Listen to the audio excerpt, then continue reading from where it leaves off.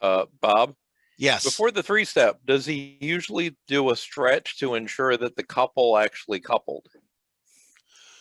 They can do that, as they ease out, but they've got to release the three-step in order to do that. Because Oh, what I otherwise, was saying is that before the brakeman asks for the three-step, to set three-step, whether they would check to see did the couple actually take, because obviously if the knuckle didn't, and on some of the types of couplers, it's my understanding you can't always look at it and tell that the pin dropped, or at least not very clearly. I To would, know, because obviously trying to lace it up or anything, if it's like, well, if the knuckle didn't work, you may have to back off and try hitting it again. yeah, I That's would my say question. that, yeah, I would say it, to me, it would seem like it would depend on the crew and, their experience. Obviously, when the brakeman would say, three-step, they're pretty sure it's coupled. Okay. If they're not sure it's coupled, then obviously then they're going to say, you know, you know, do a forward, move, or push it back a little bit more just to see what's going on. But basically what I described would be the assumption that everything coupled very quickly, and then they went ahead and initiated the three-step. So, interesting side note on three-step is that in 2017, Hunter Harrison abolished that procedure from the CSX rulebook because it was taking too much time. And we wonder why we have OSHA. Yeah, that's right. Don't need no safety thing. Yeah. Okay. One thing that we don't ever do though is have the engineer acknowledge that he's Right. applied. Which is part of it. Right. And that, yeah. And it's always back and forth. So, when they say, like when you're backing, 5 cars to the hitch, and then the train's coming back, and then, the brakeman says, safety stop, the engineer should first of all stop and then answer back, safety stop. And then, so it's always back and forth. It's a confirmation from the engineer that he heard him, and then moves forward. So yeah, that's a great point. So you just talked about a safety stop. Is that something different from our regular stop? Well, safety stop is when they're coming back, and they get to like 1 car length before they connect. Okay.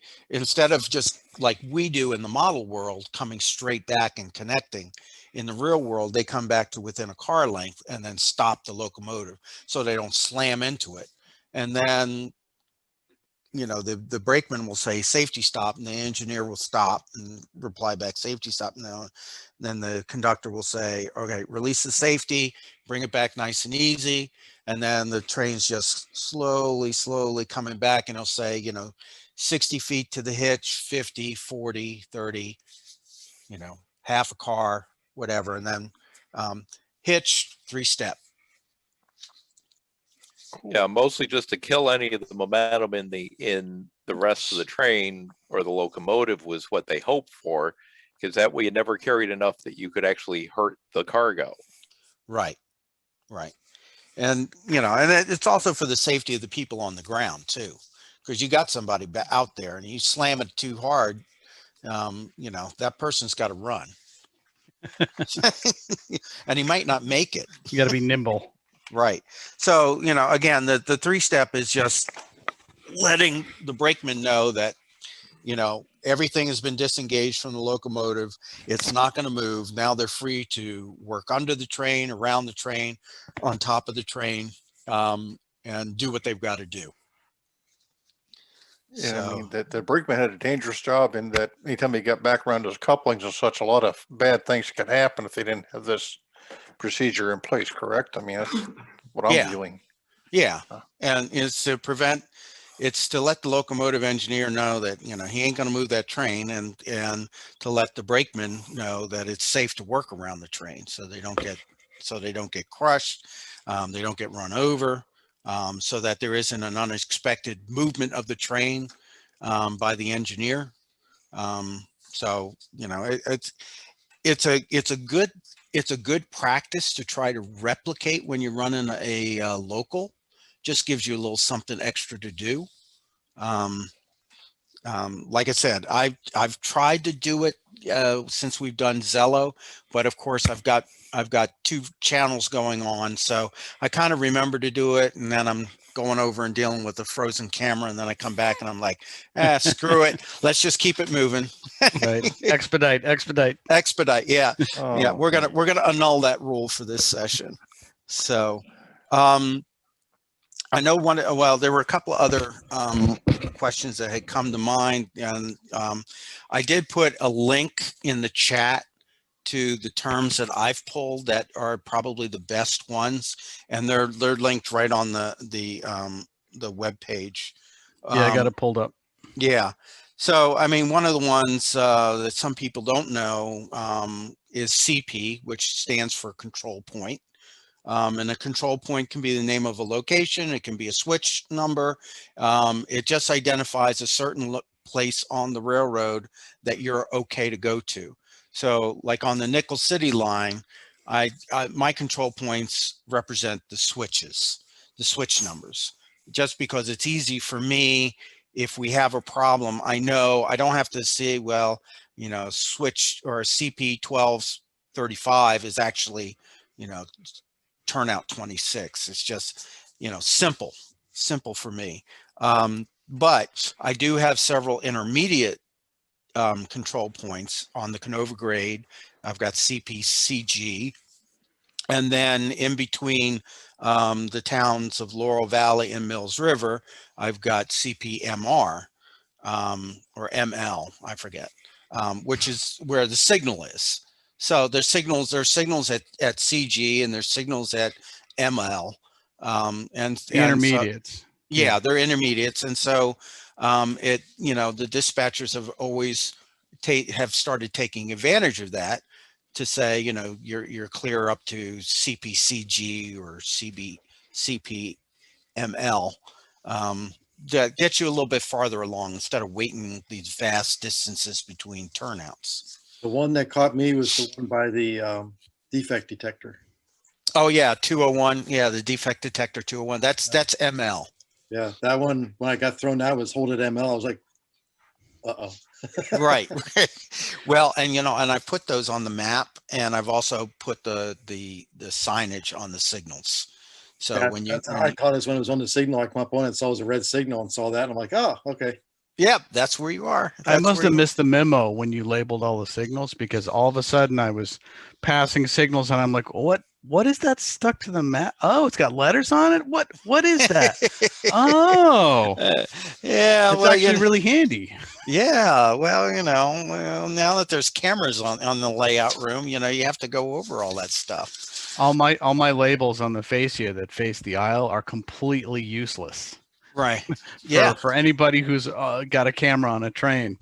Right. And yeah, and, you know, most of you haven't seen, but yeah, I mean, the fascia's got a lot of information there that it's pointless because nobody can see it. So I've been trying to add a lot of stuff. The other thing that was mentioned is, what is OS? And OS stands for on sheet. So basically going back to timetable train order, you know, trains didn't have radios. They didn't have two-way radios. They had telegraphs, they had telephones.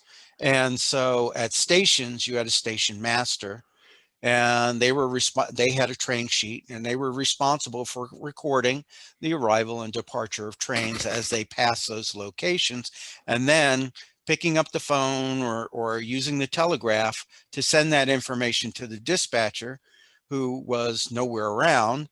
And so they knew when a train passed on the timetable. So when they say, you know, OS, I'll use Brian's layout, OS Allegheny, okay, or 231, or train 231 OS Allegheny, okay, you look at the station agent has looked at the time, they've marked on the sheet when train 231 came through, and then they're calling the dispatcher and they're saying, train 231 OS at 12:53, and the dispatcher is going to mark that down on their dispatcher sheet so that they know what's going on. Again, back in the old days, you didn't have a radio, so communication was either by telegraph or by telephone.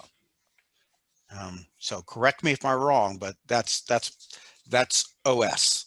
There's some crazy guys on the West Coast that'll argue up and down with you that it's on station, but I think they're wrong. I agree with you. Bob, Yes. That's how I got taught, it was that it was on station. So that's why when I got here, it was like on sheet. So it's like, okay, you can hear the two. It's essentially the same thing. You know, you got a piece of paper like this that's a station record of train movements, and it's the operator's got it on, and they have so many abbreviations because even with telephone, you're trying to conserve the amount of time. So if you can say OS instead of he's here or he's by me at, whatever, they're going to use that to save time. Yeah, I was told it was like out of station. So that way when there's That was another one. Out of sorts. On switch, Yeah. because usually that was the other important part, is the tail of the train past the switch leaving the town. That's the time that you Assuming report. it was a town that has a switch. Yeah, that's, Yes, assuming it is one. Bob, Ken said something that I did not realize until about a year ago. There was an article in the Chesapeake and Ohio Historical Magazine about cabooses, about the lanterns on the back, and a whole bunch of things like that. I did not know that the OS did not apply until the caboose had passed the station.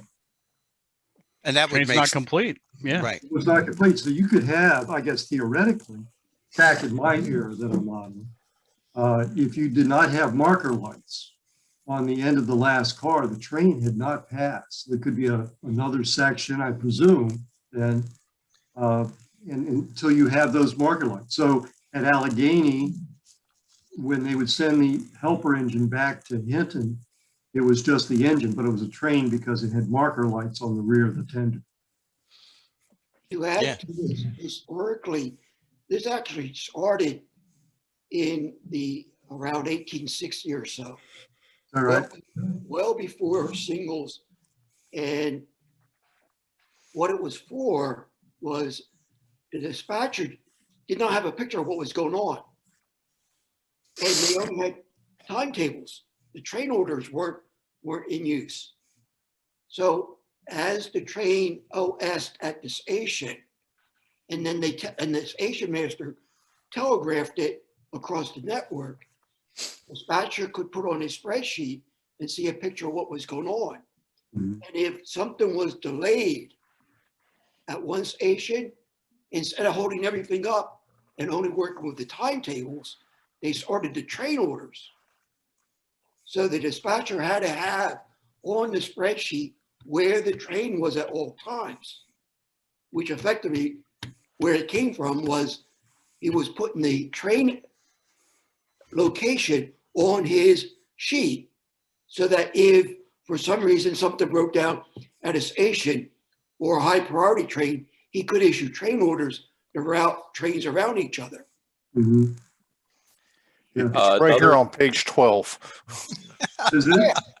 Oh, It's right Dave's here on book. The other page thing I was going 12. to say, other big use of the markers, and you say like the caboose, if you were doubling a hill, which in earlier days was more frequent, that, well, you had these many cars, you had this much traction, this much power, you might have to go up the hill in more than one bite.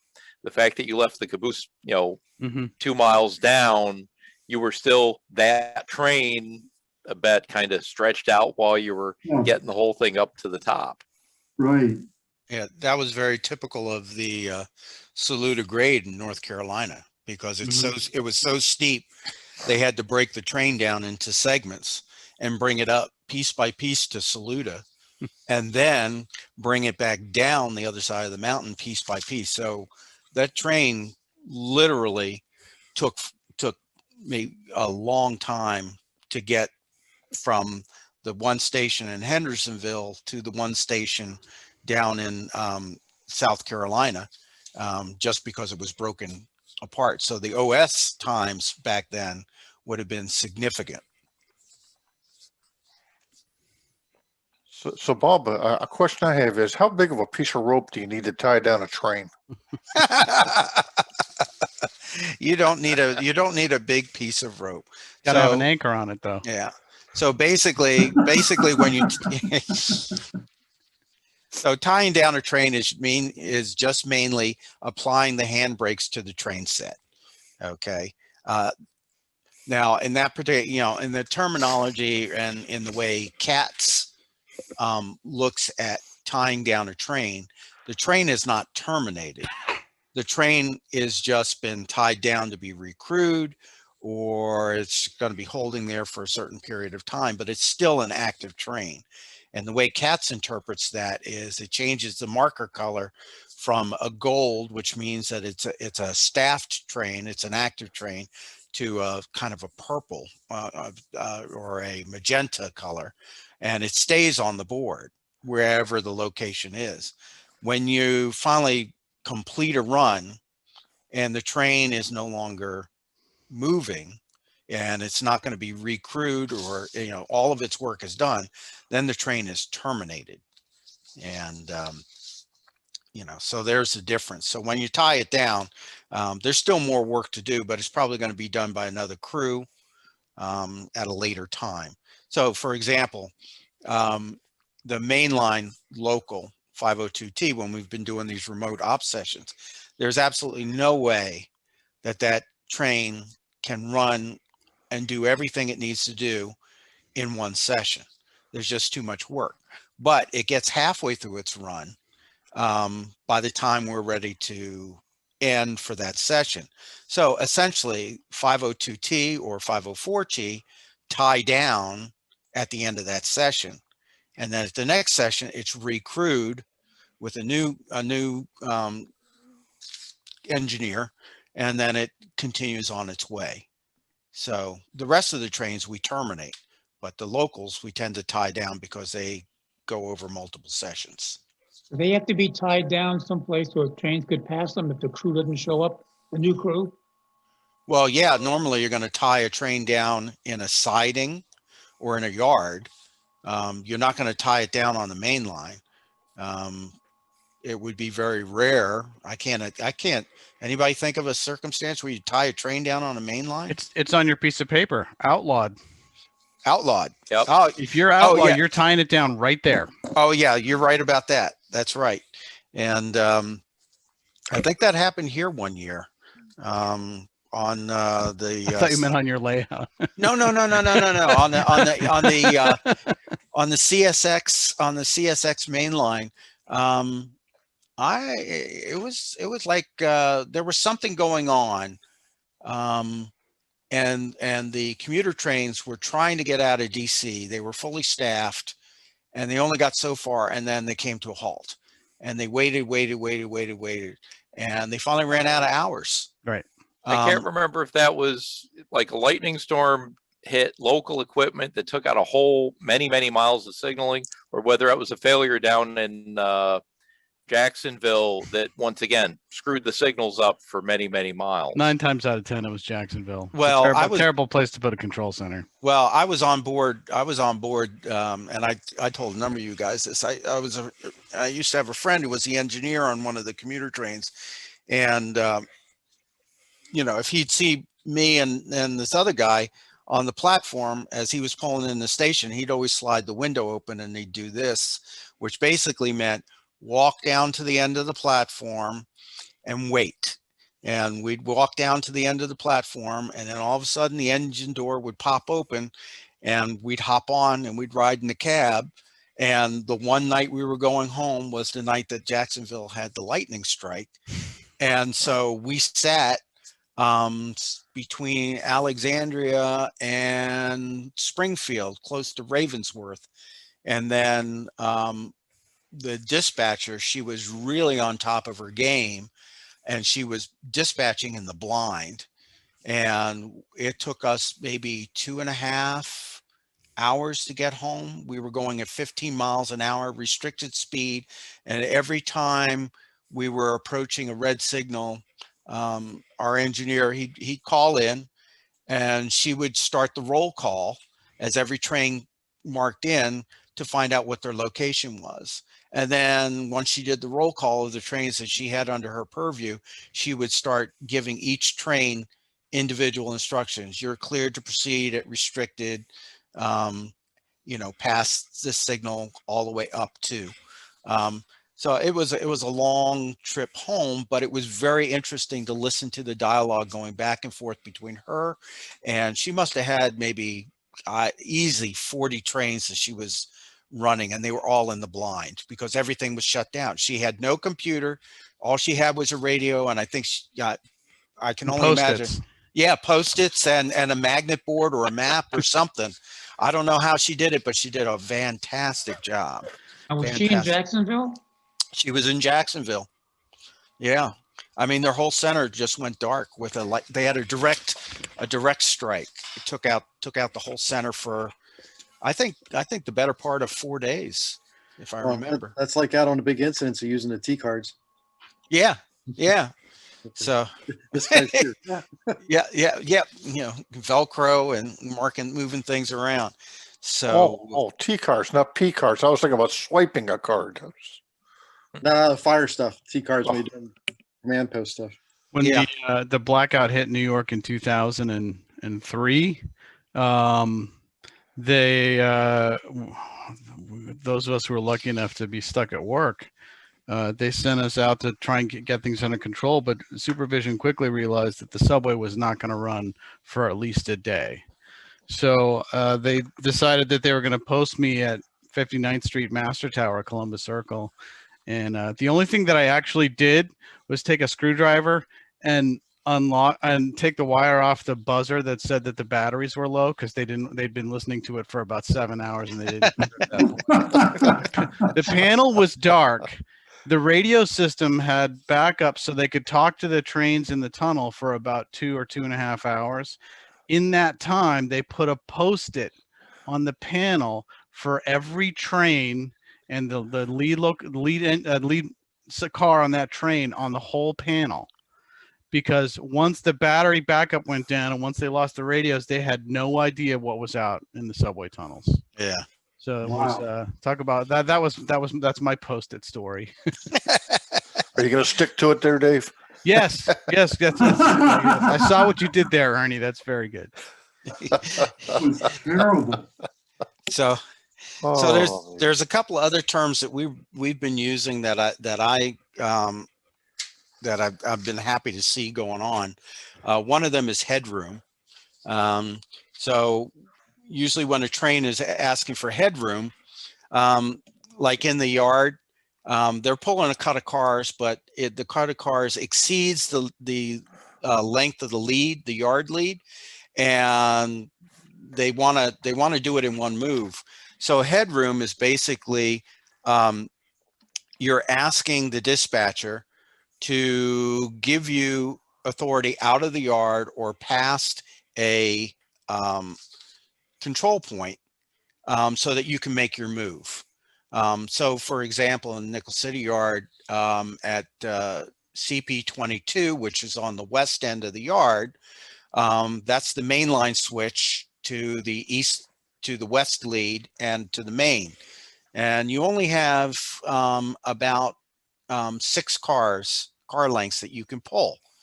So sometimes you have like 714 and it comes in and it's got 10 cars that we got to pull. So you got a choice. You can make it in 2 cuts or you can make it in 1 cut. And of course, in remote ops, I'd rather make it in 1 cut than 2 cuts because it just gets me out of that side of the layout sooner so I can run around to something else.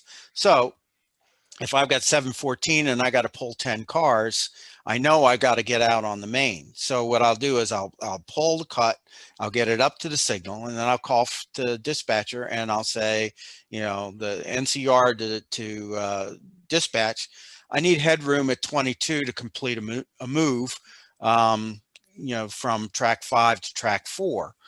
And then, they'll give me the signal, they'll give me the turnout, and then I'll pull all the way out past 22 as far as I need and then I'll throw this turnouts in the yard from track 5 to track 4, and then I'll push that cut back in, and then I just call the dispatcher back and I'll say, you know, NCR to dispatch, I'm clear 22. You know, we don't need headroom anymore. One thing that's helpful for the dispatcher in that case is if you are planning your moves out ahead and you ask, I'm going to need headroom 3 times at CP, blah, blah, blah, blah, then they know that if you go out and go back in, they'll pull that signal right back up for you. So that, you know, whatever, if you know what you're going to do, then the guy will just kind of, you know, fleet it or keep pulling it up, and you cuts down the radio chatter or to ask for it each time. Yeah. If I knew what I was doing on a daily basis, I'd be in good spot. It's helpful, not required. Yeah. And, you know, we also use headroom for like the runarounds at Shepherd's Field or the runarounds on the main. So when like the coal trains come in and they come in from Emporium and they're heading up to DeVoice, they've got to do a runaround. So, you know, once the power has been cut from the consist, the engineers can request headroom past whichever CP they got to go to get onto the other track to do their runaround. So in the case of Shepherd's Field, a lot of times they'll come in on main 1, and then they want to do the runaround on main 2. And 23 is CP 23 is ahead of them. So they're going to ask for headroom at 23. And then once they're given headroom at 23, the switch has been aligned, they've got the signal, they're going to pull past 23, and then they're going to call the dispatcher back and they're going to say, we're clear of 23, we're ready to come back on main 2. And then the dispatcher will go ahead and do that and then come around. And then they'll say, you know, all right, we've got you headroom past CP 24, and that'll take them down to 24 on the west end. And then once they're clear, they'll tell the dispatcher will realign. They'll say, all right, you're set for main 1, and then they'll back on down and reconnect to the consist, and then off they go their merry way in the west, you know, westbound. So that's a good term to use during the op sessions when you're talking to the dispatcher. But fun fact, Bob. Mm-hmm. If I'm the dispatcher and you ask for headroom and I can't give you the signal, I'll still give you the headroom. Because I'm not going to wait for the train to clear the block or whatever is causing me not to give you the signal. So it's it'll be often I would talk a guy by a signal to give him the headroom. Yeah, because the headroom is that you're not continuing on the run. You're just going a short way into the next block just to clear your power, and then you're going to come right back. So you're not kosher for a following move, but not kosher for an opposing. Yeah, move. right. Not for facing. Yeah. The other thing, let's see, I think it was Bob had said about, you know, mentioning you got to make 3 moves, you know, three times you need the headroom. What's handy for the dispatcher is I might come back with, okay, I need to get a train past you between moves 1 and 2 or 2 and 3. You know, it's like I've got opposing traffic that needs to get by. Where in this little dance is going to be easier for both of us. So that's where it's handy knowing in advance that it's not just one time you need headroom, but multiples. Yeah. And Bob, I think, go ahead. I'm sorry. Oh, I was going to say, and I think that as we add people into the room, that's probably going to be more of the reality, because you'll be having a yard master working all the time, as opposed to me going on the economy and I'm just coming in and I'm going to do that. Okay, now I'm going to go over here. You're just a blur on the video feed, Bob. Well, I like the blur. The blur is good. Yeah, right. Yeah, get the blood pumping. Well, I get my steps in. Bob, I want to throw a picture up here on the screen and see if we can make this happen. Well, you're in control, not me for once. Can you see the picture? No, now I do. It just came up. Can I get a track warrant for that? Can you get a track warrant? No. You can call the police, but that's not a track warrant.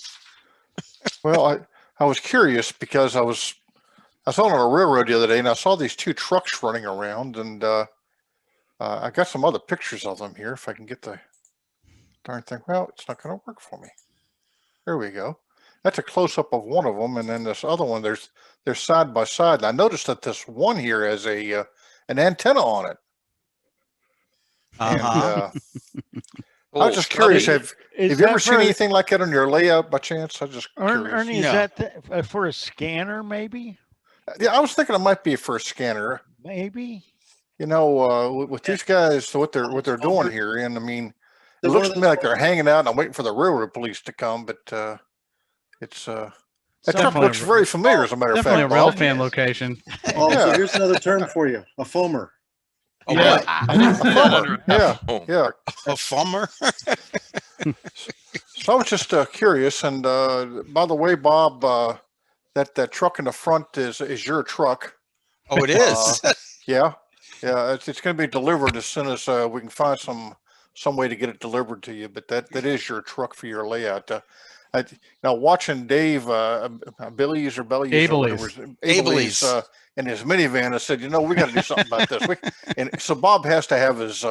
It's not a Dodge Dakota, it's a Dodge Ram, but it's not an '87 Dakota, but it's darn close. Close. So well, I tried my best to try to find a Dakota for you to put in your layout, so we can always be looking for that. Because I noticed the other day that when Dave had his layout tour there, I didn't see the minivan, and the minivan is not shown in his stinking book.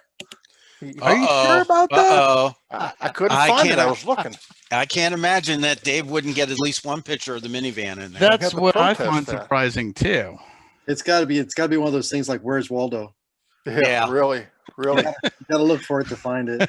So Well- anyhow, Bob, you've got a new truck that just arrived from the factory and got it painted and all. So you'll be getting to your layout soon, I hope. All right. Well, thank you, Mr. Energy. Little. I appreciate it. That way, when we're driving around remote, we can tell where you are on the layout. Yeah.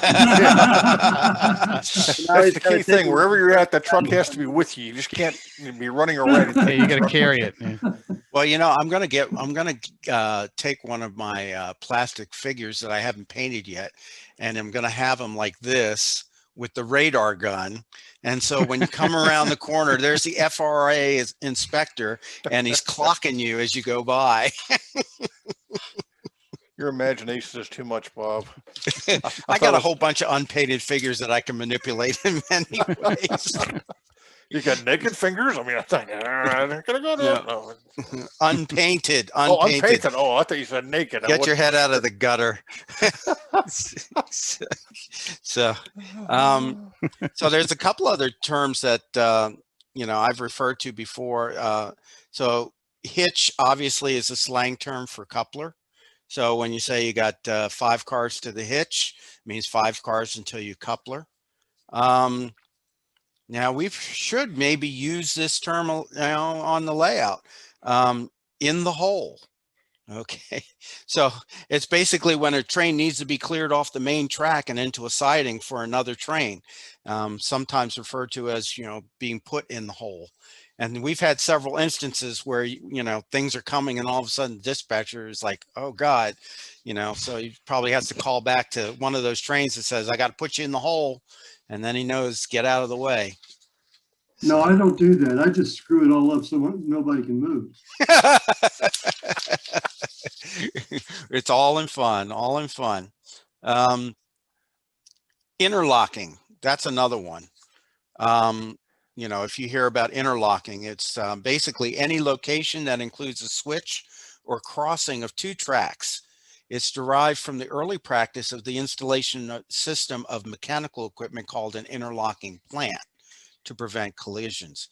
And an interlocking is also a term for the actual mechanical or electrical apparatus that prevents switch points and signals from being operated in ways that would allow for conflicting train movements. Well, obviously they're not talking about us, but CATS does some pretty good interlocking for you, and yeah, that it controls. Yes, it does. It does, until I override it. I forget to set it back.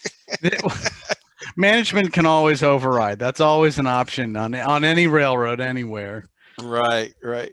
Well, the And other then, thing we've yeah, done is, in some cases, okay, we're going to treat these two crossovers and this other turn, yard switch as the interlocking, as to framing out, okay, where do we put the signals, or how many signals is it going to take to get past this one area?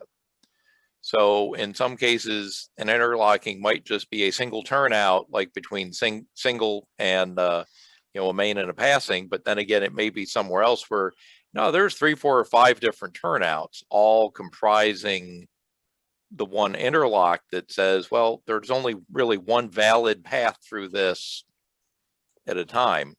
Granted, multi-track territory, yes, you can have multiple valid paths in an interlocking if you pick the right ones. yeah. Well, and I have a good example of that is if you look at Nickel City on the east end in the track diagrams, you've got the signal bridge, which controls CP 17 and 18. And I have an interlock that goes from there all the way to CP 15. Because that's really the only way I could do it with the equipment to make it work. So I've got 15, 16, 17, and 18, 4 switches that control that interlock and control the signal and authorization to either go onto mains 1, 2, or 3 in Nickel City, or the east lead into Nickel City Yard. And so it's a big interlock. So that's one of the ones that if you hear go through the interlock, that's what an interlocking means. The other thing, I forget who started it when we were doing this, but dispatchers have been saying proceed on signal indication, which is great. And it basically means to the engineer that the train has been cleared to proceed by the dispatcher, but you need to look at what your signal aspects are before you move. So even though the dispatcher says you're cleared to proceed on signal indication, it doesn't mean you're cleared to go. It means you're cleared once you get a yellow aspect or a green aspect or a combination of that. But if you have 2 reds, or you have a single signal head and you have 1 red, even though you've been cleared to proceed, the signal is not giving you the indication to proceed. You still have to wait for that. So yeah, I mean, essentially the dispatcher is hedging, right? He knows that Right. he's done thinking about you, and if Mhm. he doesn't have any information for you, and if it's 261 territory, then the signals say you can go. So he doesn't want to say go ahead and go if the signal's at stop and stay, because that's going to get you into a kerfuffle. So he Right. says, I don't want to talk to you anymore. When the signal says you can go. Right. Stop asking me. Yeah. Well, no, I mean, you should always give a call when you come to a red signal, because the dispatcher could be juggling and he doesn't know you're there, or he thought you were someplace else. A gentle reminder train crews know how to manage their dispatchers, right? Right. Just like Right. it works the other way around. Right. So a gentle reminder is like, oh yeah, there you are. Okay, fine, good. It might be a number of seconds or minutes before something happens, but Right. you're dealt with. So what's Yes. what's 261? Signals override superiority of trains for both following and opposing moves. So before there were any signals at all, you had timetable and superiority rules, right? And then you had the first automatic block signals. If you had a 2-track system, they might say, okay, well, the block signals here are going to be 251. If for following moves in the same direction on the same track, there's no more superiority rules. Go by the signals. And you still need something that says you can go there. Your authority is established by some other means. But once they made the jump to 261 and you overrode the superiority rules in both directions, there's no reason why the signals couldn't just grant authority. And that was one of the big deals with CTC, was you could finally move trains without any paper at all. You just get permission from the operator or the dispatcher, and the signals actually do just let you go on signal indication. So I like that being added to the dispatch format. So a question, Bob, with since Dave mentioned the priority rules, when the railroads first started, they were sort of like single track, and there was like one train and one railroad running on the track. But as time moves on, they started sharing track, correct? I mean, you had track rights and such that were shared between the majors. And how would that priority system work? Well, who would set the priority on? Was the track that who would they belong to, or would be a combination of things as to whose train had priority on that single track when we had a central coming way away and a Pennsy going the other way? I mean, was it the bigger train that won, or how did that work? If Well, you ever Well, that see- would be all contract and lineup and stuff like that. You know, it's not, that's the traffic management level, way above the timetable, train order, or anything else. Because as far as the signals and the timetable and train order rules, it was just moving trains. Whose train? That's a different story. if you ever It's look just at an like old crossings. interlocking- go ahead, Ken. I'm Yeah, I sorry. was going to say like a level crossing. The default rule was who got there first in building the railroad had actually the superiority, even though the costs were supposed to be bared by the inferior road. And usually they added lots of their own little contractual obligation as to who got preferable, and everybody would argue as to who actually ended up getting it. Well, if you look at old interlocking diagrams, they say who paid for it to be built, who pays to maintain it, and who staffs it. And it's almost always the superior railroad, the railroad that was there first, that chooses to staff it. So their guy, and who's going to talk to their dispatcher first, is going to look after their interests. On Mike Burgett's C&O outside in Pontiac, outside Detroit, that tower was staffed 2 tricks by Norfolk and Western and 1 trick by the C&O. And that's because Norfolk and Western didn't care about the 3rd trick, so the C&O did all their switching when their operator was in the tower. So there's all kinds of arrangements when it came through, but Ken is right. If you're the first one there, you have all the power in this equation. Which was, of course, funny when it was like some little line that happened to go across there first, and then later one of the major lines wanted to cross them as to who would make it worthwhile. And then back on, single ownership, I think with the timetable train order, superiority was granted for one direction over another. In a lot of cases, eastbound trains were superior over westbound trains. Why? And scheduled trains were superior over extras. And then passenger trains were superior over freight trains. So what to give priority eastbound over westbound? That just As a tiebreaker. That's If you a have 2 tiebreaker. trains of the same class, they have the same, they have the same right based on class, right? So somebody's got to take the siding by rule. Somebody's got to be the inferior train, right?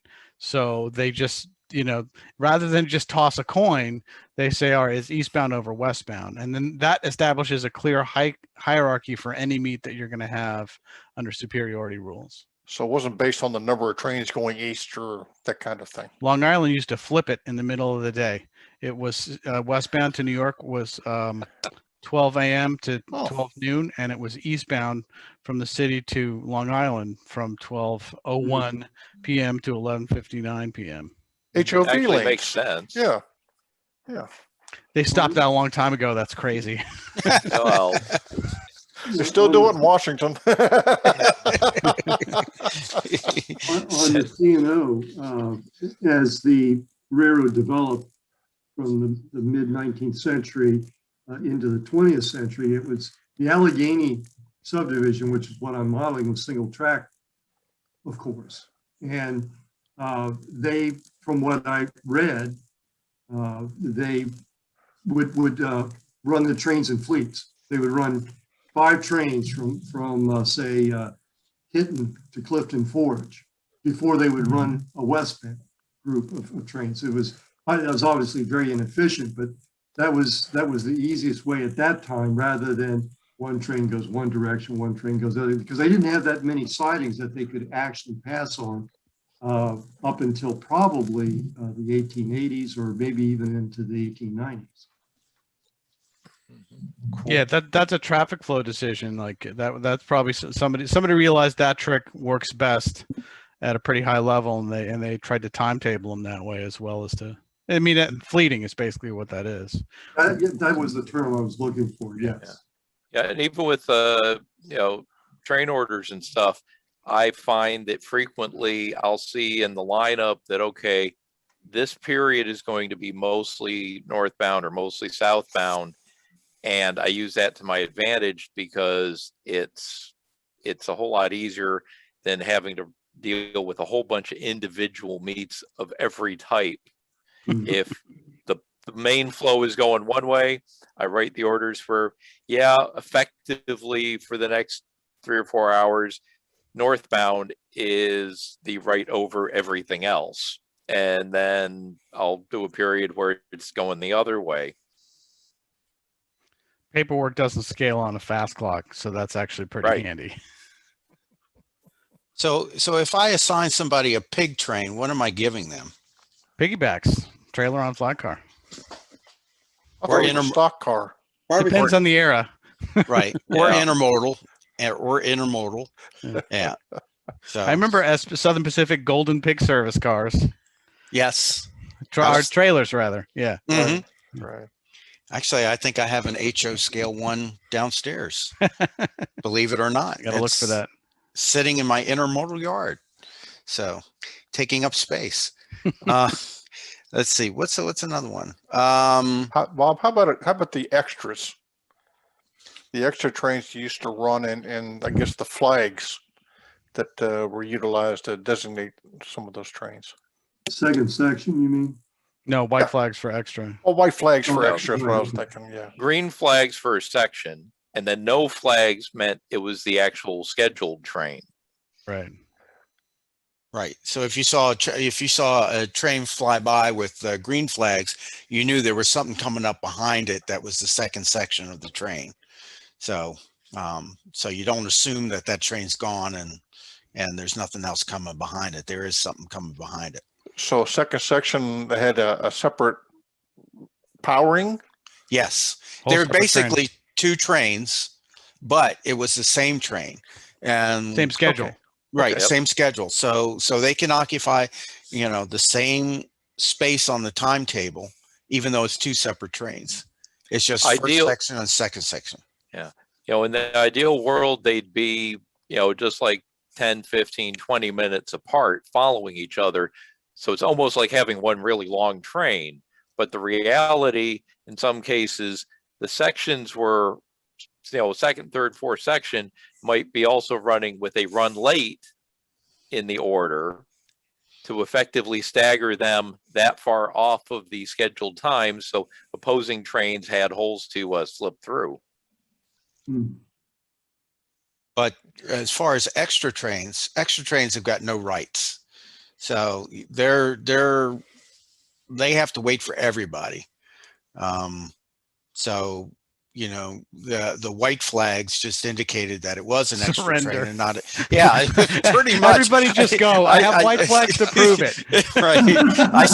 I yield to everyone just go. else. Everybody else go.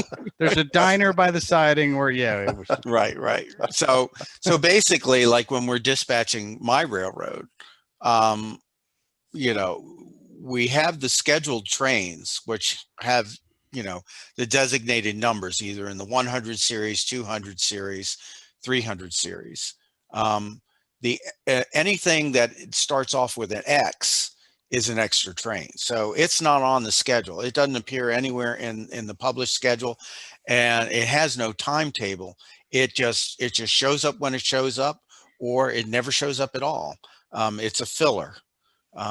So, if you have passenger trains running, get everybody else out of the way of the passenger trains. Let the passenger trains do their thing.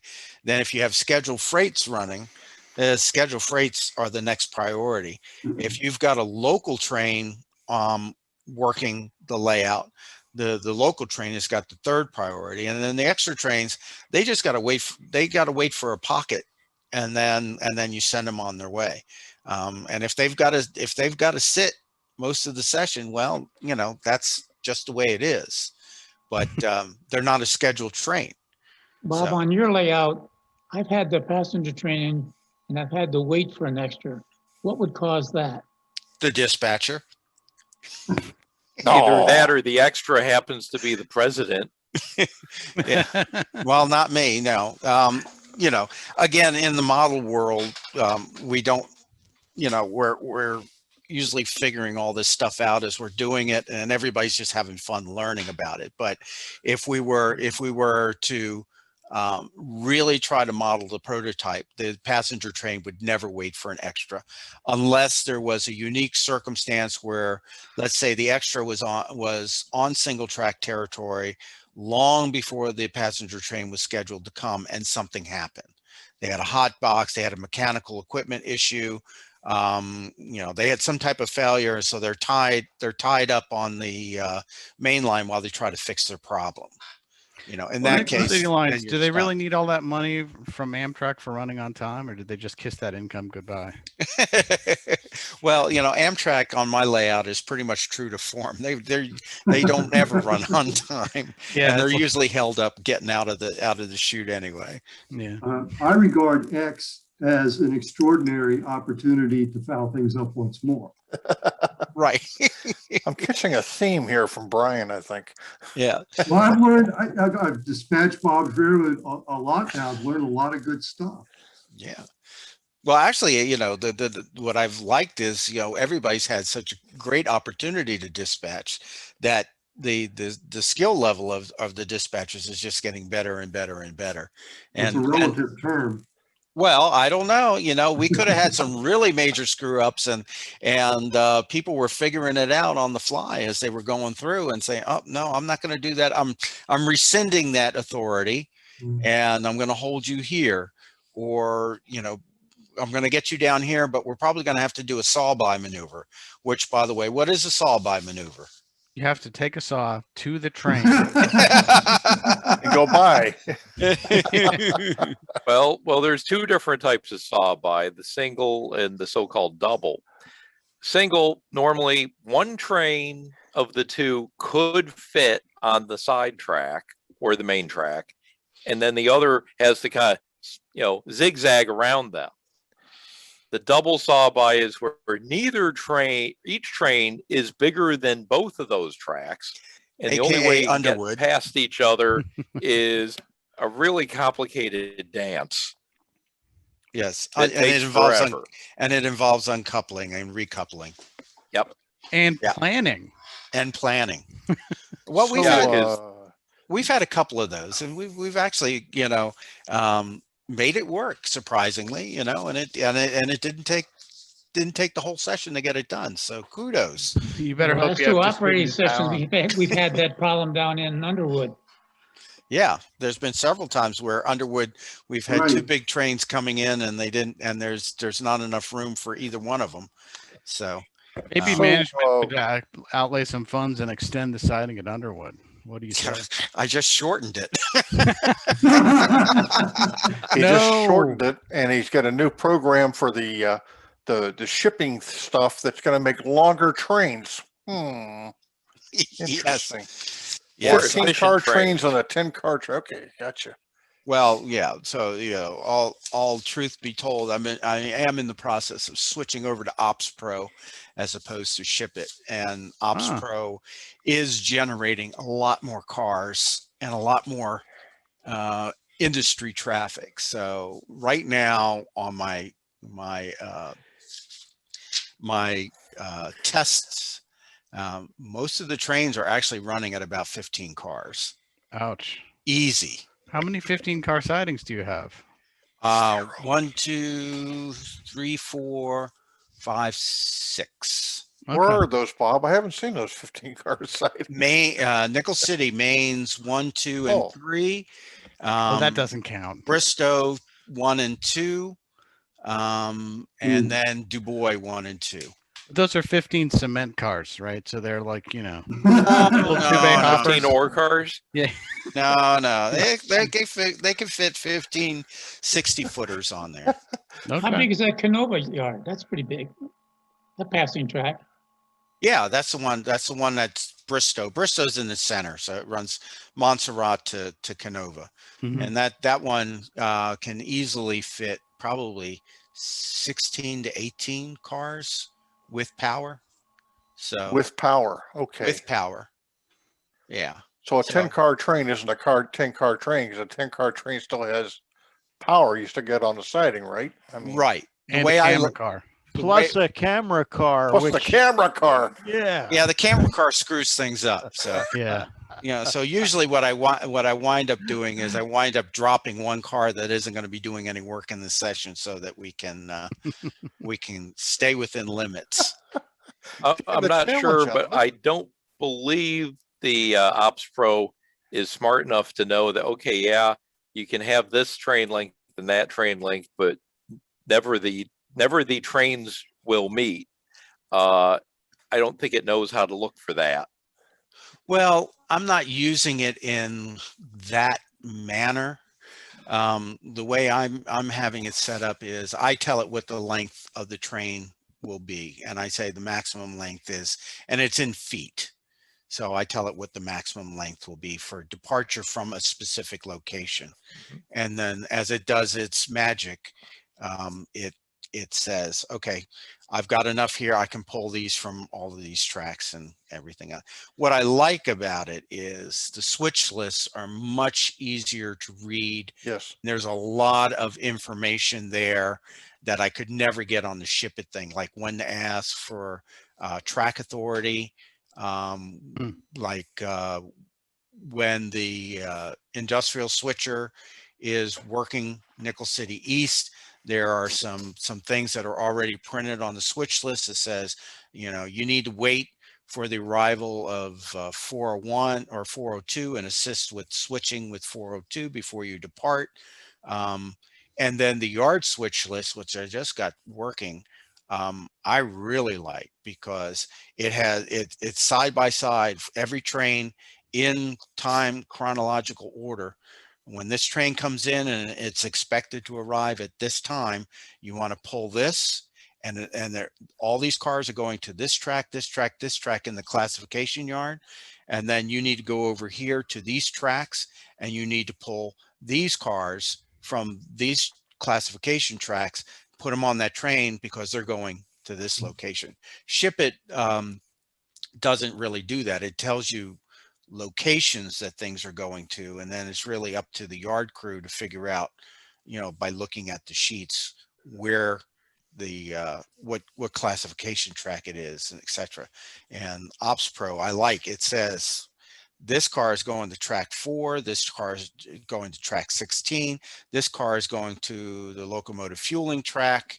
So it looks to me like it's going to take a lot of the guesswork out of it, which is going to speed things up in the yard, because I think that's what's been slowing the yard crew down, because they've been sitting there studying all the things and saying, well, where's that going, what track, or whatever. Sounds like Talking you've been about you're JMRI automating ops, the bro? yard master job. Say what? You're automating the yard master job.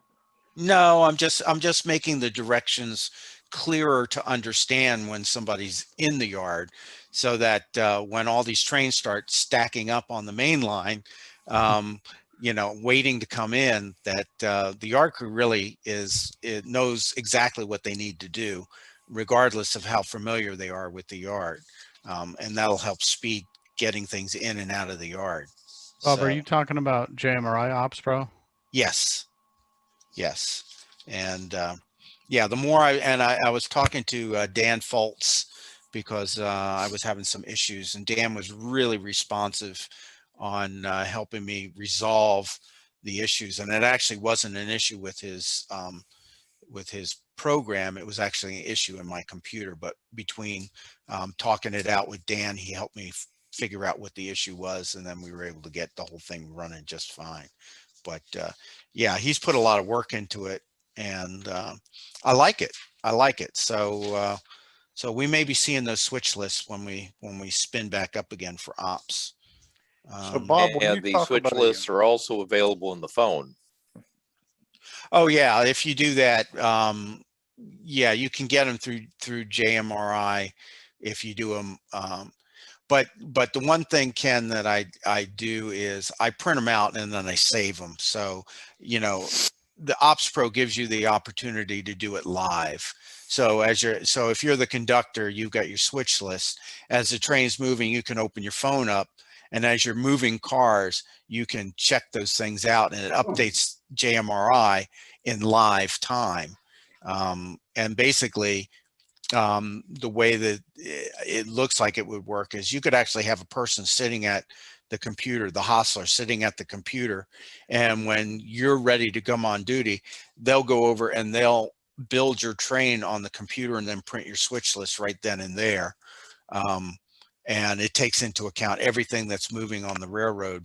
You know, I don't think I want to go that far into it. I kind of like building them, and then everything's ready to go. It's you know, the live thing, that's more of a club layout type of thing, or a really big layout where you got a lot of people to do that. I don't want to scare everybody off. when we were talking earlier about the 10 car sighting and the 15 car sighting, was there a standard as far as what a car length was? I mean, if I was to have a Southern hogshead tobacco car that was what 83 feet long, that's a little bit different from a 40-foot box car. We're going to talk about 10 cars. So Depends on the era.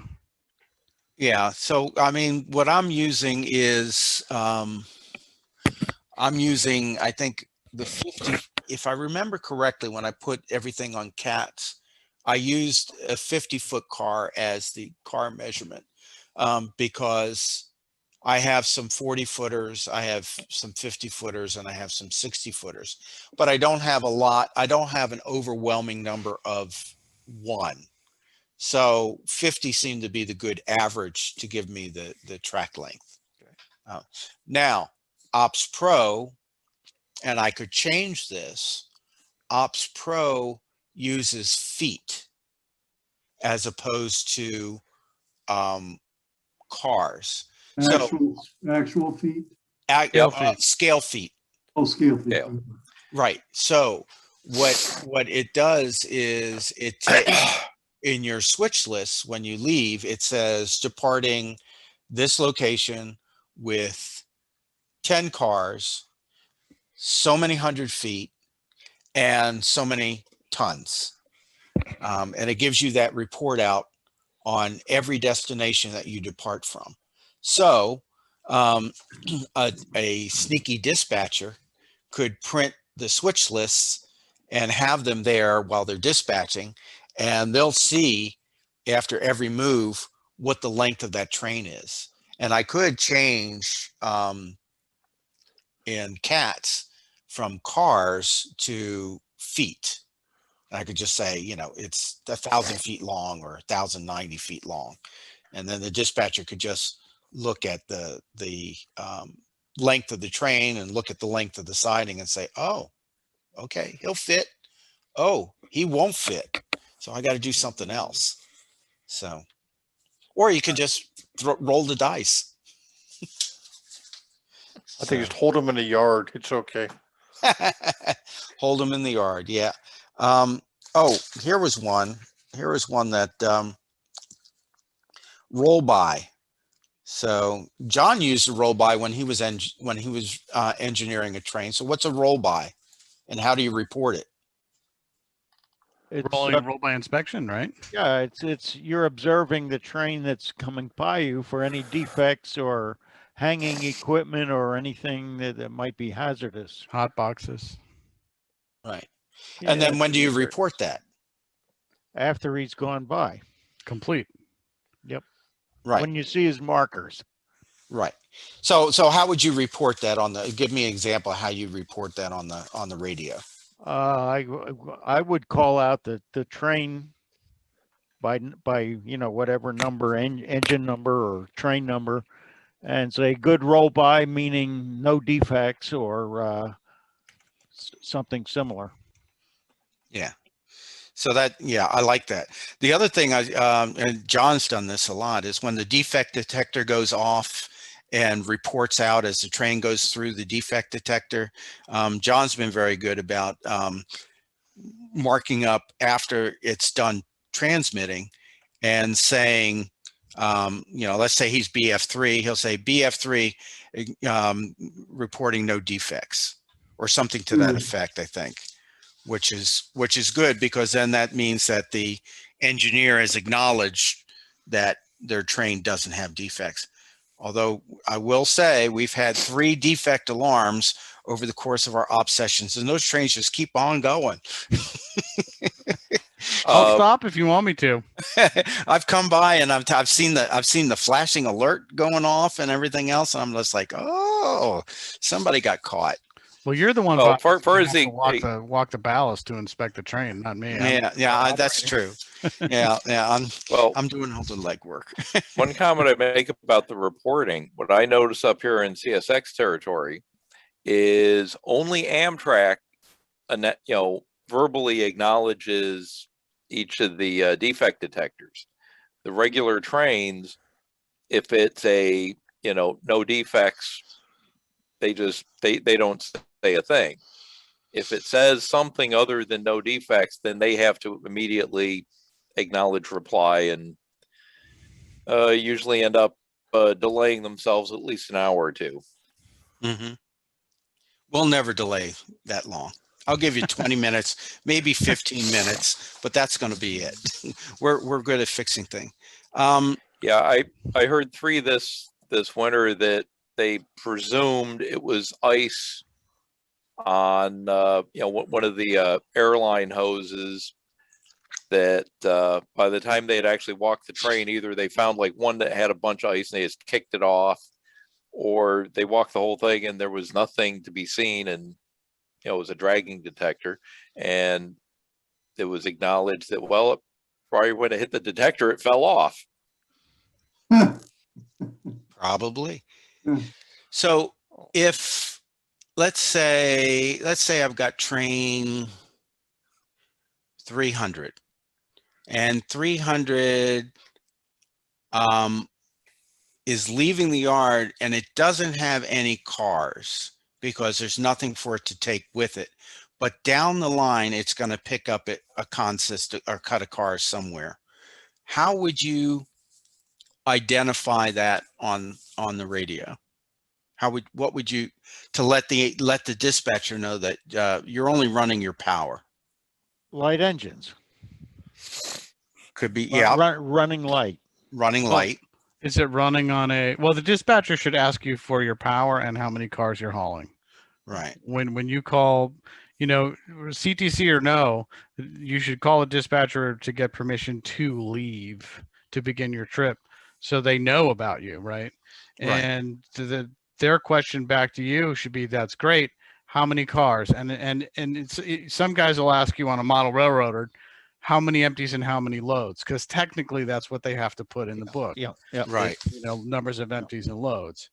But so the dispatcher should be asking so that he knows that you won't fit in Underwood, among other things, right? Right. That's how he's going to figure out that you're 2 engines and a hack and a caboose, or just 2 engines, right? Is in that little interrogation. And I think the other thing that I like to try to do is when you are running light and you need to be communicating with the dispatcher for something, instead of just saying train 300, you just say 300, train 300 power. And that way the dispatcher knows you still don't have any cars. You are 300, but you're just running the engines right now. And I think that that's a good, at least on my railroad, is a good cue to the dispatcher to know that, it's just the locomotive power. You should do that when you're doing a runaround too, for the same reason, because the cars Right. are one place and the engine is on the other side of the CP. Right. So for example, 401R, when it gets into Shepherd's Field to do the runaround, all right, then when he wants to request headroom, he'll go extra 401R power to dispatch. I need headroom past CP23 to do my runaround on main 2. And then the dispatcher would refer back to it as extra 401R power.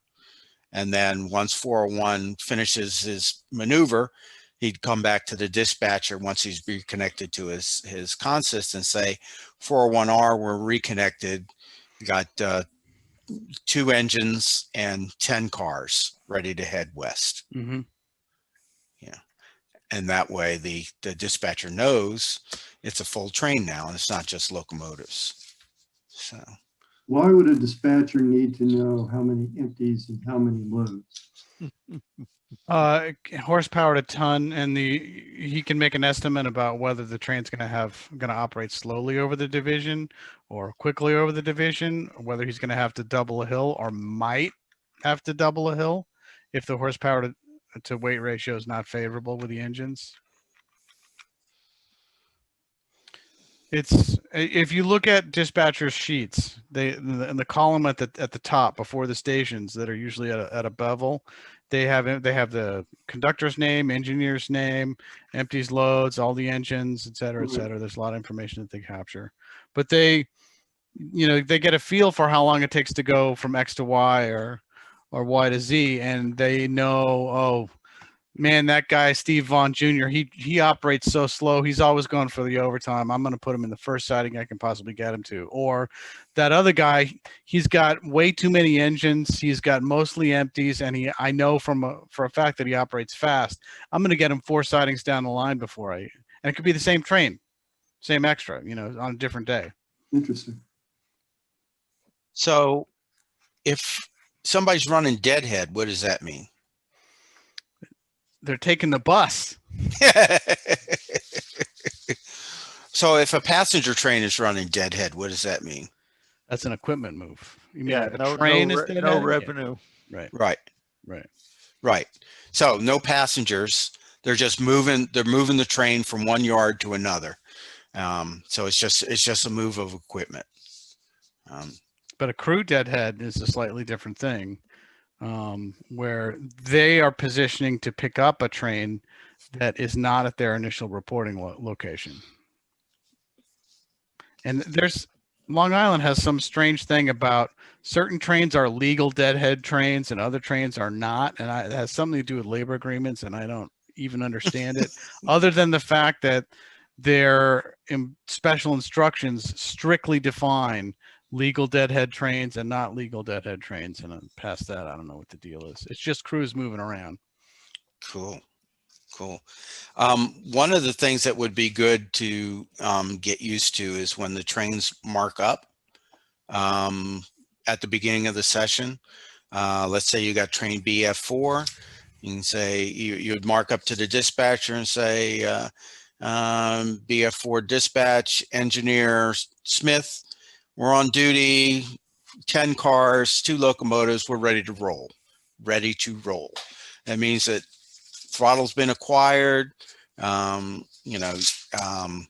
got your paperwork in hand and you're ready for authority. So I like that term, and that is a regular term on the railroad. In the definitions, it's basically engineer reports train is ready to depart the current location.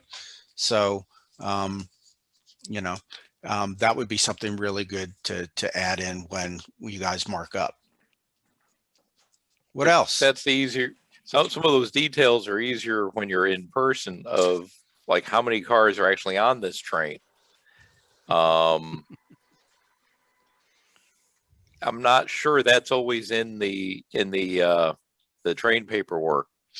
It's in the train sheet. It is? It is in the train sheet, yeah. So when you look at the train sheet for the session, which is a little more detailed than the assignment sheet that I send out. The lineups. Yeah, the train lineup sheet. Train lineup sheet has actually what the departing car count is. But then also the switch list, if you print up the switch or pull up the switch list, you can see how many cars you have on the train when you're departing that location. And then when I switch over to Ops Pro, it's going to tell you in the first line of the first departure, how many cars, how many feet, and how many tons. So, you know, a lot of good info on that. I don't know, Ernie, you got, do you have screen share available for me? Yes. All right, well, hold on a second. I'll pull up exactly what I'm talking about so you can see. Yeah, I'm looking at one. It's the third column over. It says cars. Oh, on the train sheet? Yeah. Yeah. I'm just trying to see real quick if I have one of those. Where did I send it? I know I sent it out to you guys, a couple of people for feedback. Let me see here. Just bear with me 1 second. Manifests. I think it's 57A. Is that the one? No. I want to go back. 57B. Well, I can pull one of these up here. 502. All right, so let's see if I can share, screen share, screen, that one. Okay, and share. So here's basically the switch list for what is this, 502? Yeah, 502. So so you can see here, it tells you obtain track authority to depart Carthus. There's your pickups at Carthus, and then it also breaks it down into different blocks for the train. And it says depart Carthus westbound, 351 tons, 416 feet, 7 cars. And then there's your next destination, arrive at Nickel City, all the work, and then it says depart Nickel City Yard, westbound, 285 tons, 402 feet, 7 cars. So it gives you a lot of information as you go along your route. And this prints as a very thin, let's see, I got one here somewhere. Is it a folded 8.5 by 11? Yes. Yeah. Which makes it really nice. Well, you put it in your back pocket. Right. You put it in your back pocket, or I have holders. I don't know where I put them. But then the other thing I've got is the yard switch lists. And all right, I'm going to stop the share on that one, and then I'll share the other one, which makes it really easy. Yeah, this will be a PDF, so I'll share that one. There we go. So you can see there's the yard switch list, and I just added color codes to kind of tell you, like the purples are the yard switcher. So every time the purple comes up, it tells you what you got to pull and where it's going. And then here's Pittsburgh Freight, which is due in at about 17 minutes after midnight. And you're going to pull all of these cars. Well, actually, it's taking all of these cars. So these are the ones that you're going to put on the train. And then you're taking out these cars, and it's telling you where it's going. That one's going to the locomotive yard. That one's going to track 8. That one's going to track 10. That one's going to track 9. This tells you on the pull side, it tells you where those cars that are going on the train are located. This one's coming from the locomotive yard, which is NCL 900-121. And then track 8, we're going to pull those 5 cars, and all of those cars are going to Ridgeway on that train. So, you can kind of see how it, at least to me, and some of the feedback I've gotten, it makes it easier for the yard people to understand where those cars are and where they're coming and where they're pulling, and the pulls and the setouts are all on the same page. So at any rate. Okay, Bob, I'm way behind you guys as far as setting up operations, as I think you know. And so far, I've used car cards, and I haven't even used Ship It to try to figure out where stuff is going. I haven't gotten that far. I've done it manually. But what it sounds like here is that, and this was Roger Sakara suggested to me the last session I had. So that's a little bit over a year ago. Roger suggested that I not use cards and that I use switch lists. That he felt that would be easier. And I guess what I'm getting at is with the car cards, you had to shuffle through cards to figure it all out, right? And this is eliminating dropping your cards on the floor and then having to figure it out. Been there, done that a lot. Yes, it eliminates that because you're not carrying a stack of car cards with a big paper clip. But when I've used the car cards, I've usually make a switch list and just bundle the car cards, make my switch list, and I operate off the switch list. And then the car cards, I just drop them off in the baskets as you go along if they have baskets. Otherwise, there's been layouts where I worked at, and that's probably how mine's going to work, is that you'll take the car cards, they're going to stay at one desk, and you work off your switch list, and when you get done, then you'll go back and you'll fix your car cards where everything actually wound up, if it made it or not. I was wondering if that might be a way to, I'm thinking my layout might be small enough in terms of switching that it might be simpler to just do it manually rather than setting up a computer. That's something that's up in the air as to what's the best way to do. But I could see the cards being useful to say here, here, here, here, and then I can write up my switch list. And then at the end of the session, you would reshuffle where everything is. And you would have a visual representation of what was supposed to happen and then what did happen. Right. And with the car cards, I mean, there's some advantages to the car cards that if the layout host allows you, you can lay the car card up on each car so that, I'm a visual person. That helps me figure out what's going on. But if that's not the case, then, you're going to need something along the fascia that you can stick those cards in so that you can figure out what you're going to do, unless you're really good at car cards and can transpose that right away onto a switch list. The nice thing about the switch list, at least for me, is I don't have to carry a pack of cards. And it's one less thing for me to update. When I go into the computer, I can change one thing and it automatically repopulates with all the corrections, so that I don't have to worry about it. So whereas if there's a car card and I've mistyped something, then I got to go back and correct that. But then I got to go back and look over at, some of my other paperwork and it's a manual process and it's labor intensive. But that's not to say that you just don't do that.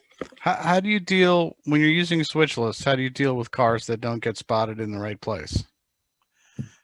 On my layout? Well, just in general, it seems like with that car cards and waybills are self-healing, but switch lists, if you don't follow that switch list to the letter, and if you spot some car at the wrong industry, maybe even in the wrong town, how do you recover from that? Well, in my particular case, when I find something that's wrong, then I can change the location in the computer. And now it's at the different location. And then the computer's going to figure out the next move for that car. And if it didn't get delivered to the right industry, it's going to pull another car to satisfy that demand. But if you were using the car cards in the traditional way, theoretically, the card should be at the location that it was misplaced. Right. It should be in the wrong location with the wrong car. Right. The wrong waybill and car card should be there too, theoretically. Theoretically, Or theoretically, sometimes people put the card in the wrong box. right? Or Yeah. the wrong card for the right car. Because there have been instances where I've operated on a layout and the car card in the box doesn't match anything at that location. And so then you have to go back to the superintendent and ask for clarification on what do I do with this, you know, because it's on the pickup or I'm on a set out or it's not supposed to be there, you know, but that's the fun of it. I mean, you know, as I always say, you know, plastic fruit never spoils, plastic meat never goes bad, and plastic people never sue. So what's to worry about? You know, All the customers aren't going to get together and sue the railroad. well, if they do, then I will go ahead and put them on a baking sheet and stick them in my oven. Let's see, I think with Brian, you're working towards setting up stuff. The thing I'd say about car cards is the big box store, you know, home improvement type. It's called J channel. It's designed for actually the edges of siding and around windows, but it's the greatest thing for put a strip of that on the fascia and you got your little slot there that you can line up your cards and dial, you know, shift them back and forth and get organized. It's absolutely it's right. Actually, I bought some of that. With that idea in mind. So because having something like that easy for organizing is just wonderful. Yeah, Lee's got it up there, the J channel. Mm-hmm. Yeah, it's very beneficial. Very beneficial. Guys, I got to run. Thanks a lot. We'll see you next time. It was good to see you guys. Yeah, pleasure. Well, you guys don't all have to go, but I just got to. Dave, hang on just a sec, all right? Yeah, sure. See, he wants to leave real quick. And then all of a sudden Lee says, hey, stay on for a minute. And Dave's like, oh, yeah, sure, no problem. All right. We know how the rest of us rate. There you go. Now, I want to present something here. We've got, if I can share my screen here. Should be able to. All right, let me. Yeah. I got to kill that one first.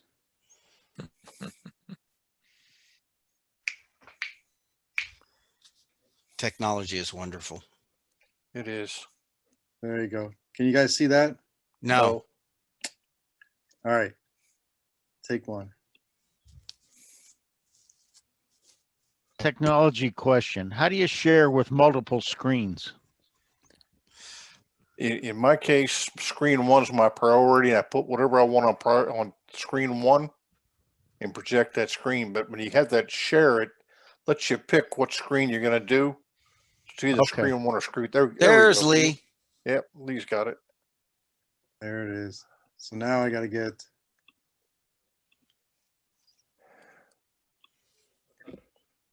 Now it should be full screen. There we go. Fancy. Okay, Bob. Just as something that a way to acknowledge everything that you've done for us in the last year, and even before that, just letting us operate on your layout over the past year and everything. We wanted to tell you thanks for it. A little token of our appreciation. We got together. Ernie's got you your vehicle for your rail fanning operations. I won't get arrested with it. Yeah. So when we see that trackside, we know how to keep track of where you are at and everything like that. But we pulled together and we got you a gift certificate for Mainline Hobby. Thank you, guys. And I'll kick that into the mail to you. But there's a gift certificate, and everybody wanted to say thank you for it. And that's everybody that's contributed into it. So well, I appreciate everything you've done for it. Well, thank you, Bob. I will say it's kept me sane, you know, and it's been a lot of fun. It's been a lot of fun. Who would have thought? Yeah, right. Who would have thought? No idea how hard it's been to keep this quiet. It's like me trying to figure out what your truck looked like. And I remember that conversation we had about the old trucks. We got the conversation about the Dakotas. And I was trying to figure out a way to keep you from going to mainline hobby before it came in. Well, I'm so busy right now. I won't be able to go to mainline hobby until June, late June. But I'll support their mail order if nothing else. But thanks a lot, guys. That's been great. Thank I- you. you know, You're Bob. welcome. Least I we will can just do. say, it's been a lot of fun, and I've learned a lot, and I know you guys have been laughing a lot, and there's been some nights or some days when I get done with the session and I'm just like, man, this was a lot of fun, and who knew that we would be doing this, because I didn't know. So I learned on the fly. So Who could predict? yes. So I'm very humbled by that, but we're not done yet. We'll be back. We'll be back in June once I get rid of these kids after an exhausting season of dealing with changing rules and regulations and everything else. Is that By the before or day. after you lengthen the sidings to 20 cars? Well, you know what? We might, Brian and I were talking when he used to live on the next street over about digging a tunnel. I might have to breach a basement wall and expand the layout a little bit under the garden so that I have access to get to that side. We actually for had it. our neighbors going for a short time because I had a water line that went bad, and I had a trench from the house to the street, and it was aimed directly between the two houses across the street at Bob's basement. And my next door neighbors would come over and say, "Hey, what's going on?" I said, "Well, Bob and I are model railroaders, and we're just connecting our basements." Let them react. Yeah, that went around the neighborhood. Like, what those crazy guys are doing? All right, They're I gonna got run to a run. tunnel. Thanks a lot. Thanks. All care, right, Dave. Dave. Take Good care. night, Dave. Good night. Stay healthy. Well, this was fun. This was fun. It has been. It's been great. Bob, this was supposed to be a big ruse to get you in here without you knowing what was going on. That was what it was supposed to be, but it's actually been a very nice evening just talking about the terminology and stuff. Man, I've learned some things this evening, and I think that it's been a healthy visit. Yes, it's been good. Besides, it feels weird not having an op session, but quite frankly, seriously, All you gotta do is crank it up. We're ready. I know. Well, honestly, it is like I literally am working 10-hour days right now. Yeah. And I'm, with all of the COVID protocols that I have to abide by just to get these kids on the water, I go down. I'm here in the mornings for about 3 hours processing paperwork and getting that ready. And then I go to the boathouse. I leave here at about 12:30 and I'm at the boathouse at 1 o'clock and I'm working from 1 to 3 prepping all of the equipment because the kids cannot touch any of our motorized equipment or safety gear or anything this year. And I have 6 boats that I have to put and get ready to go. And then they come down and then we go to practice. And then we're out on the water for like 2 hours and then we come back and then we have to clean the boats that they're in and the oars and everything else. And then we got to clean our own protective gear. So I'm done by 7. Sometimes I'm home by 7:15, 7:30. So I sleep good lately. But there's just no time. There's just really no time right now for me to organize. The mistakes I make on a regular basis for our op session. Multiply that by 20. Yeah, it'd be fun. Oh yeah. How many cars am I supposed to have on this train? Hell if I know, Ernie. Who cares? Just go. It's running a train. So no, it's good to see everybody. Maybe we'll get together again next month. I think it'd be good. Just so everybody knows, I recorded this. I'm going to do a little editing on it, and I'm probably going to put it up on the YouTube channel for the Potomac Division, maybe, or somewhere for folks to take a look at it. Of course, we'll have to join it in progress because Dummy didn't hit the record button right off the bat, but that's always a problem. It's a missing 15 minutes of tape. I'm not sure what happened. Oh my goodness. Well, guys, thanks a lot for the gift certificate. It will come in handy. Remember, Carthage still needs buildings. Yeah. By the way, Carthage is pretty much done.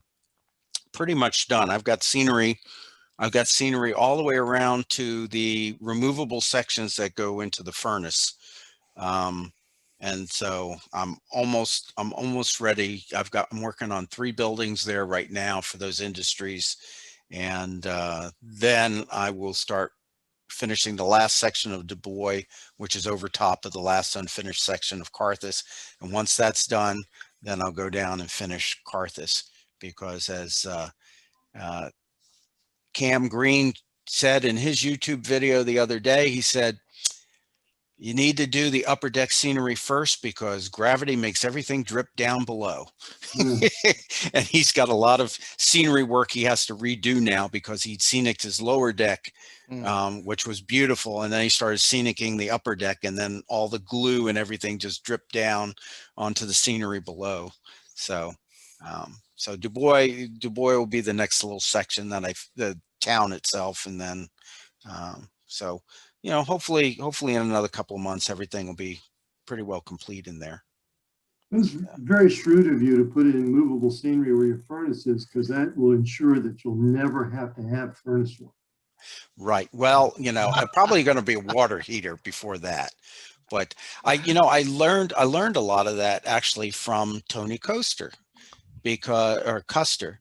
When I went and operated on his layout after we were done, you know, I was kind of talking to him a bit, and I was like, well, Tony, how are you accessing your utilities and everything else? And he says, oh, this section right here.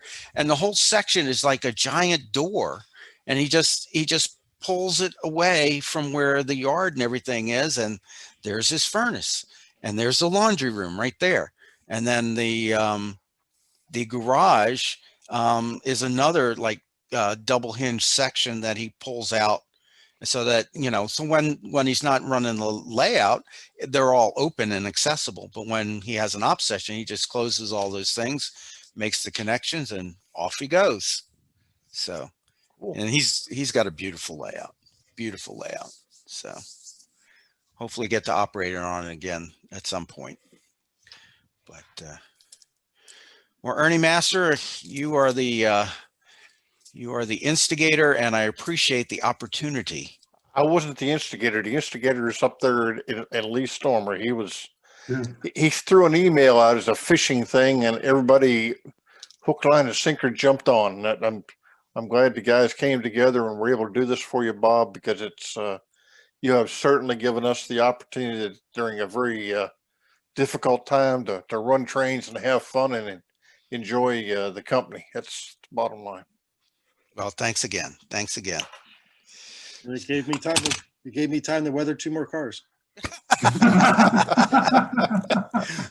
Well, I might be doing the same thing if I was down in the layout room.